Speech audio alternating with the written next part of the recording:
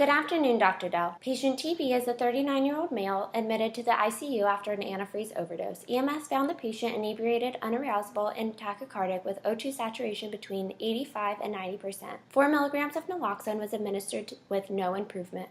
Oxygen was given en route to the hospital with a max O2 saturation of 92%, and he was intubated in the ED. TB has a past medical history of depression and suicidal ideation, and his mother committed suicide at the age of 65. He denies illicit drug use, has a 15-pack-year smoking history, and drinks 3 alcoholic beverages per week. According to the patient's brother, the patient was lonely at times after his divorce, but not notably depressed. He has no known drug allergies and takes phenylazine 15 milligrams by mouth 3 times a day for depression for the past few years. Current initial vitals include a blood pressure of 191/115, heart rate of 124 beats per minute, and temperature of 38.8 degrees Celsius. Review of symptoms includes constricted pupils that are not responsive to light, inability to follow commands, sedation, tachycardia, warm, dry extremities, and crackles in the left lung. Pertinent labs include serum creatinine of 2.8, white blood cell count of 27, glucose of 156, pH of 7.12, PCO2 of 18.8, bicarbonate of 4.2, corrected calcium of 5.86 milligrams per deciliter, and ethylene glycol of 33 milligrams per deciliter. Patient weighs 125 kilograms,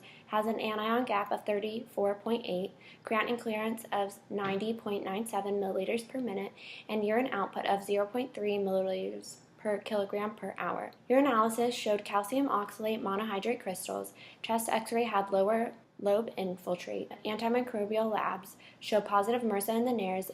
Blood and urine cultures are still pending.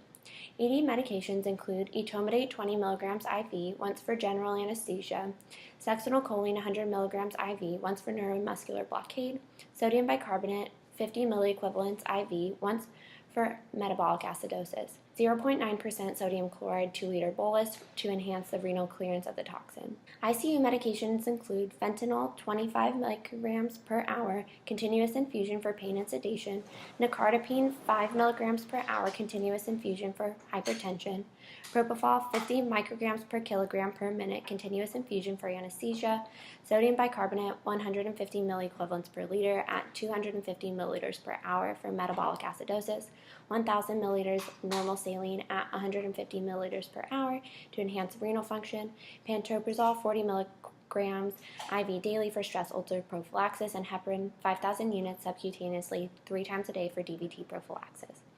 Upon assessment, goals for TB are to reduce mortality through stabilization and administration of an appropriate antidote, prevention of oxalic acid formation, minimization of calcium oxalate crystals, prevention of further kidney damage, treatment and prevention of possible pneumonia infection, and address and treat underlying depression that led to suspected overdose. Goal values include ethylene glycol level of less than 20 milligrams per deciliter, blood pH of 7.2, urine pH above 7, plasma bicarbonate of 10 milliequivalents per liter to prevent overalkylation, PCO2 of 40, blood pressure of 130/80, and RAS score of -2. At this point, we recommend continuing fentanyl, propofol, nicardipine, normal saline, sodium bicarbonate, and pantoprazole as initiated in the ICU. We would also like to initiate hemodialysis due to ethylene glycol levels, metabolic acidosis, and formation of calcium oxalate crystals. Initiate IV fomepizole as a 30-minute infusion with a loading dose of 1,875 milligrams for 1,250 milligram doses every 4 hours, and subsequent doses of 1,875 milligrams every 4 hours until ethylene glycol level is less than 20 milligrams per deciliter. Initiate thiamine 100 milligrams IV every 6 hours to prevent oxalic acid from forming and further renal damage. Initiate levofloxacin 750 milligrams IV every 24 hours for 5 days for suspected pneumonia. Discontinue heparin and initiate enoxaparin 40 milligrams subcutaneously daily for DVT prophylaxis. Discontinue phenylazine and recommend the patient be Baker acted to evaluate his mental status and prevent self-harm. After the phenylazine is discontinued for 2 weeks, initiate fluoxetine 20 milligrams daily for depression. In order to assess treatment while TB is inpatient, we recommend monitoring BNP, CBC, creatinine clearance, urine output, ABG, anion gap, osmolar gap daily, and blood pressure, heart rate, temperature, respiratory rate, and oxygen saturation every 2 hours. We suggest that the patient follow up with a psychologist 1 week after discharge for psychotherapy and a psychiatrist 2 weeks after discharge to assess drug therapy.